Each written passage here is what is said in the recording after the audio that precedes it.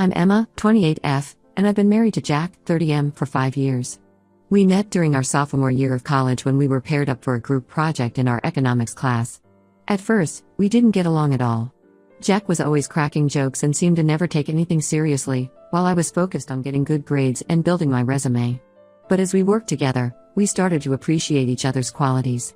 Jack helped me loosen up and enjoy college life more, and I helped him focus on his studies. We started dating at the end of that semester, but our relationship was rocky for the first couple of years. We'd break up every few months over silly arguments or misunderstandings. Looking back, I think we were both just young and didn't know how to communicate properly. But each time we broke up, we'd end up getting back together within a few weeks, unable to stay apart. After graduation, we both got entry-level jobs in the same city. Jack worked in marketing, and I started as a junior software developer. Living in the same city and not having the stress of college made our relationship much more stable. We moved in together after a year, and 2 years later, Jack proposed during a weekend trip to the beach. Our wedding was small but beautiful. We got married in Jack's parents' backyard, surrounded by our closest friends and family. For the first few years of our marriage, everything was great. We both focused on our careers, traveled when we could, and enjoyed our time together. We talked about having kids someday, but it always seemed like a distant future plan. Then, about a year ago, I found out I was pregnant.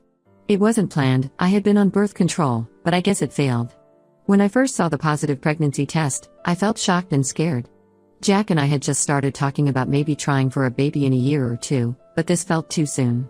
When I told Jack about the pregnancy, his reaction surprised me. He was thrilled. He immediately started talking about baby names and how we'd need to convert the guest room into a nursery. He even called his parents that night to share the news, despite my asking him to wait until we had time to process it ourselves. I, on the other hand, wasn't so sure.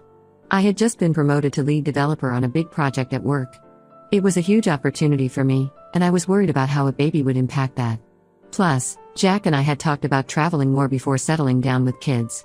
We had plans to visit Japan next year, something we'd both always wanted to do. I tried to talk to Jack about my concerns, but he didn't seem to hear me. He'd say things like, "Don't worry, it'll all work out," or "We'll figure it out together." But I needed more than vague reassurances. I needed a concrete plan. As the weeks went by, Jack's excitement only grew. He started buying baby clothes and toys, even though I had told him multiple times that I wasn't sure if I wanted to keep the pregnancy. It felt like he wasn't listening to me at all. One night, about 2 months into the pregnancy, I finally broke down. We were lying in bed, and Jack was talking about paint colors for the nursery. I couldn't take it anymore. I told him that I was thinking about terminating the pregnancy. Jack's reaction was intense. He got out of bed and started pacing the room. He accused me of being selfish and not considering his feelings. He said he couldn't believe I would even think about killing our baby. We had a huge fight that ended with Jack sleeping on the couch. The next morning, Jack left for work without saying goodbye. When I got home that evening, I found a note from him saying he needed some time to think and that he was going to stay with his brother for a few days. I felt terrible, but I also felt relieved to have some space to think. I spent the next few days researching my options and trying to figure out what I really wanted. I also called my older sister, Sarah, who had 2 kids of her own. She was supportive and listened without judgment, which I really appreciated. When Jack came back after 4 days, he was calmer. He said he had talked to his brother and realized that he had been pressuring me. He apologized and said he would support whatever decision I made. But I could see the disappointment in his eyes when he said it. After a lot of thought and discussion, we decided to keep the baby. Jack was overjoyed, and I tried to be happy too. But as my pregnancy progressed, I started feeling more and more resentful. Jack was so excited about every little thing, the first ultrasound, feeling the baby kick, while I just felt stressed and overwhelmed. I threw myself into work, often staying late at the office. My project was entering a critical phase, and I wanted to prove that I could handle it despite being pregnant. Jack started complaining that I wasn't taking care of myself or bonding with the baby. We started fighting more and more. Things came to a head when I was 7 months pregnant. I had a big deadline at work and was pulling long hours. One night, I came home late to find Jack sitting at the kitchen table, looking upset. He told me that he had run into my coworker, Sarah, at the grocery store. Sarah had mentioned how impressed she was with how hard I was working, especially given my condition. Jack was furious. He accused me of prioritizing work over our baby and our marriage. He said he felt like I didn't even want this baby and that I was trying to pretend I wasn't pregnant.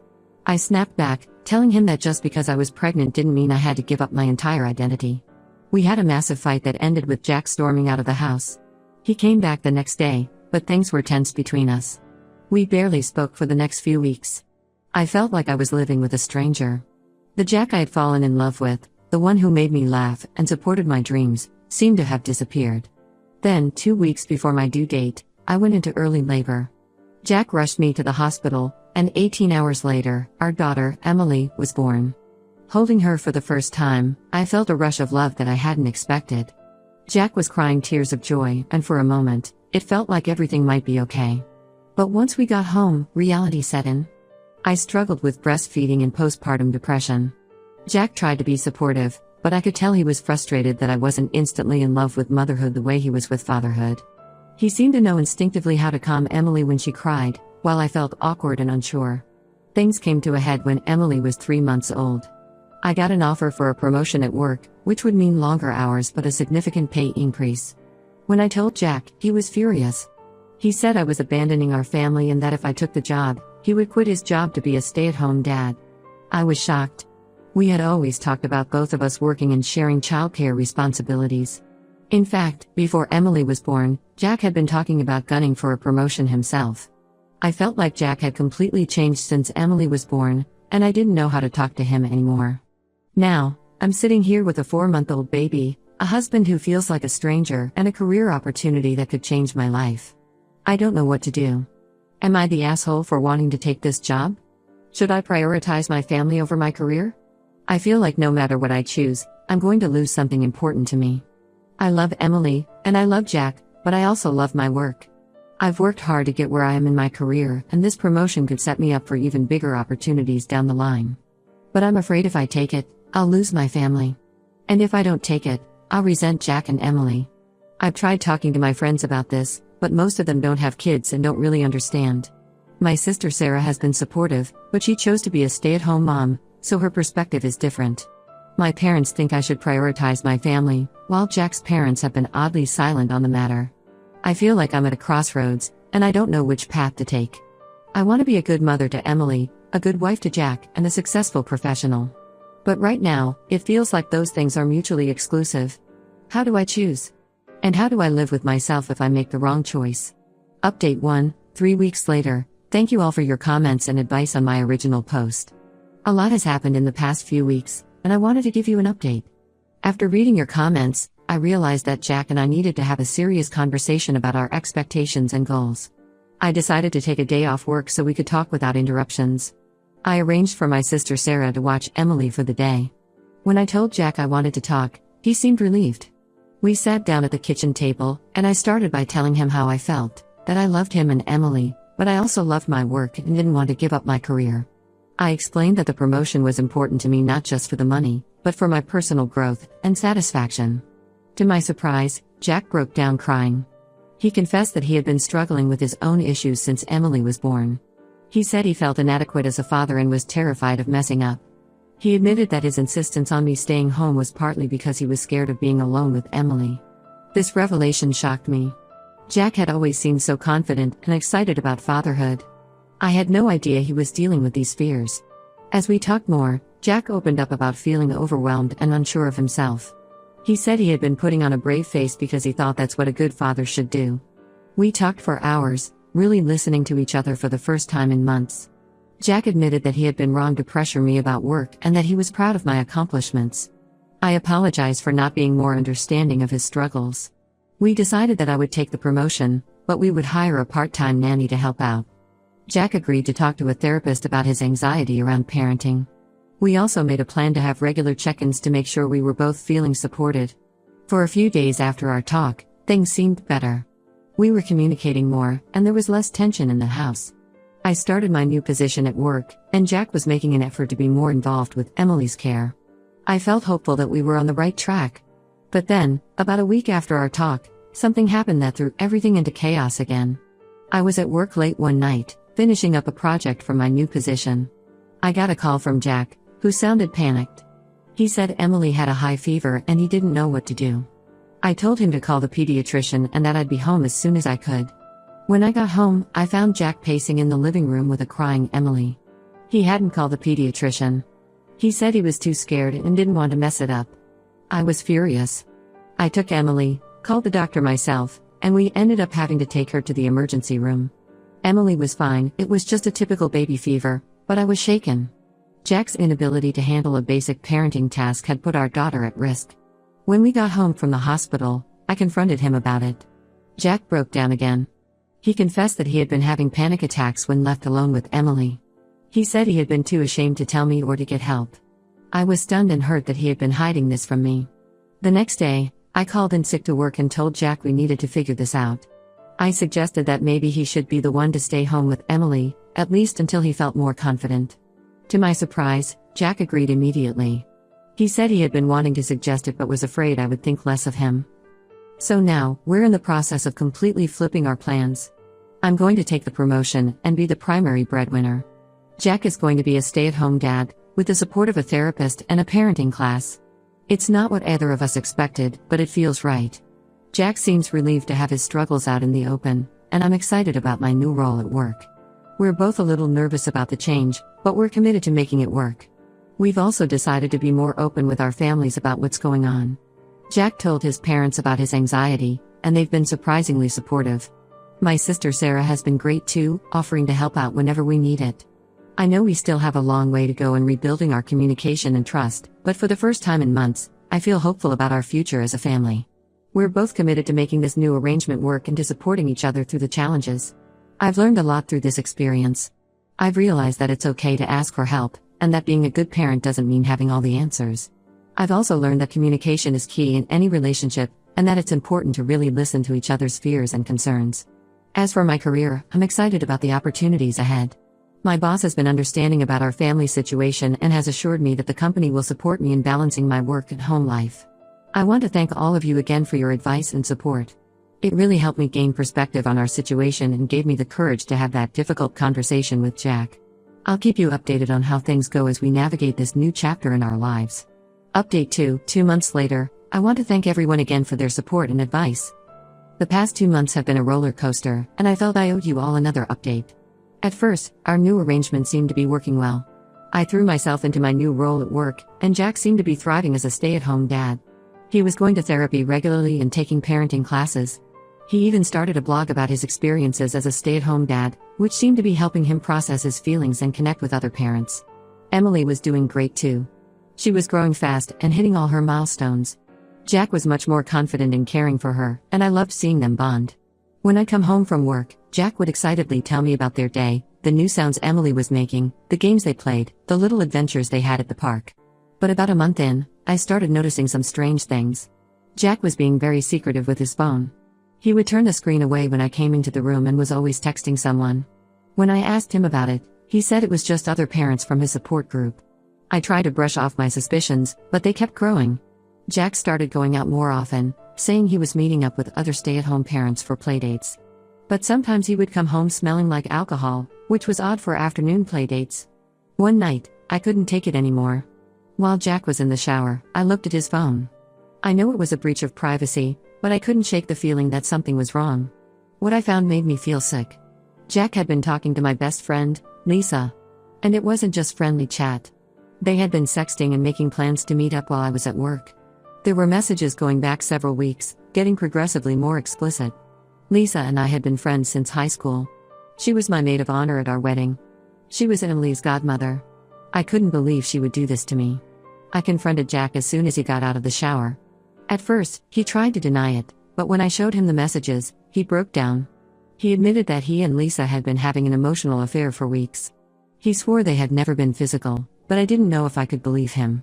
Jack tried to explain. He said he had been feeling lonely and overwhelmed as a stay-at-home dad. Lisa had reached out to check on him, and things had escalated from there. He said he knew it was wrong but hadn't known how to stop it. I was devastated. Not only had Jack betrayed me, but Lisa had too. I kicked Jack out of the house that night and told him to stay with his brother. I also called Lisa and told her our friendship was over. The next few weeks were incredibly difficult. I took some time off work to process everything and figure out what to do. Jack kept calling and texting, begging for another chance. He said the affair was a mistake, that he had been feeling insecure and Lisa had made him feel wanted. I didn't know what to believe. Lisa tried to apologize too. She sent me long emails explaining how sorry she was, how it had been a moment of weakness. But I couldn't bring myself to respond. The betrayal was too fresh, too painful. I was torn. On one hand, Jack had betrayed my trust in the worst way possible. On the other hand, we had a daughter together, and I knew how much Jack had been struggling. I didn't want to break up our family if there was any chance of salvaging it. After a lot of thought, I decided to give Jack one last chance. I told him he could come home, but we would be sleeping in separate rooms. I also insisted that we start couples therapy immediately. It's been a month since Jack came home.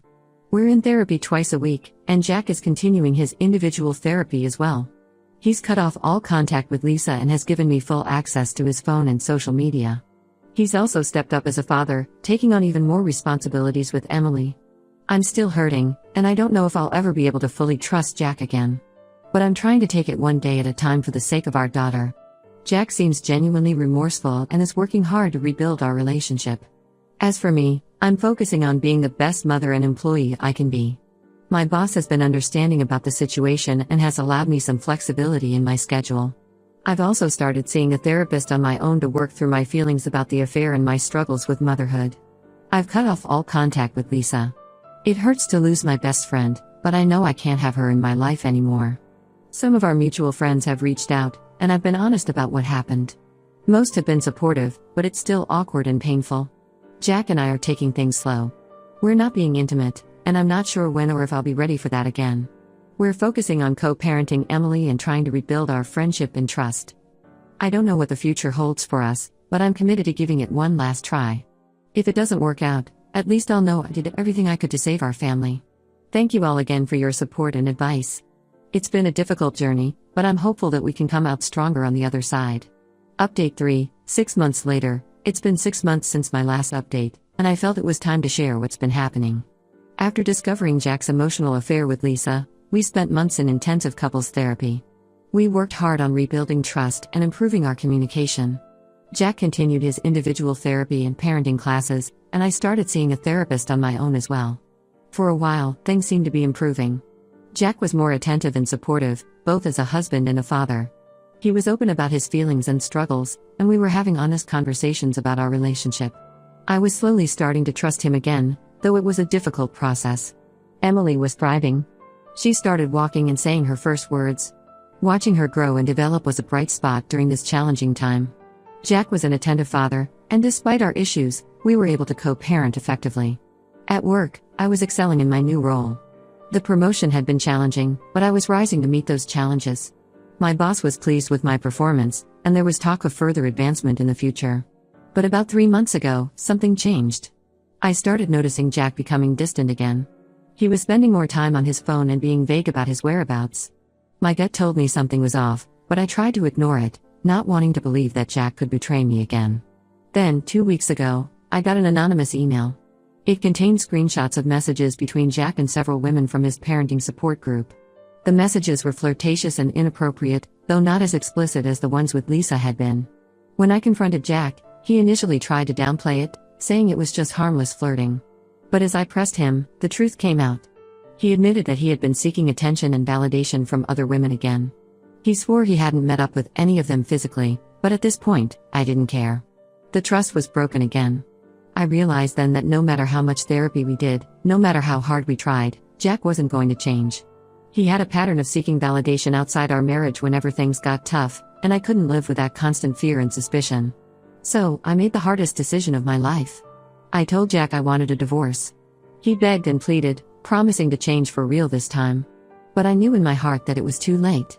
The love and trust that had once been the foundation of our relationship were gone, replaced by hurt and resentment. I've spent the last 2 weeks meeting with a lawyer and making arrangements for our separation. We've agreed to a co-parenting schedule for Emily, and Jack will be moving out at the end of the month. We're trying to keep things amicable for Emily's sake, but it's been difficult. It's been incredibly hard, especially explaining to Emily why Daddy won't be living with us anymore. She's too young to really understand, but she can sense that something is wrong. We've been working with a child therapist to help us navigate this transition in the healthiest way possible for her. As for me, I'm focusing on healing and moving forward. My job has been a source of stability and fulfillment during this chaotic time, and I'm grateful for that.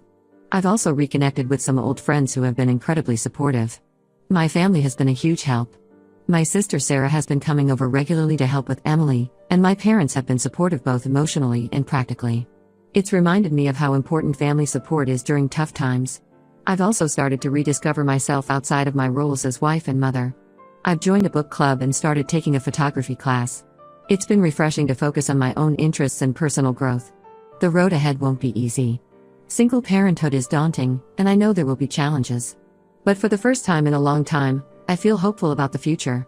I'm looking forward to creating a happy, stable life for Emily and myself. I've learned a lot through this experience. I've learned the importance of trusting my instincts and not ignoring red flags. I've learned that it's okay to prioritize my own happiness and well-being. And I've learned that I'm stronger than I ever knew.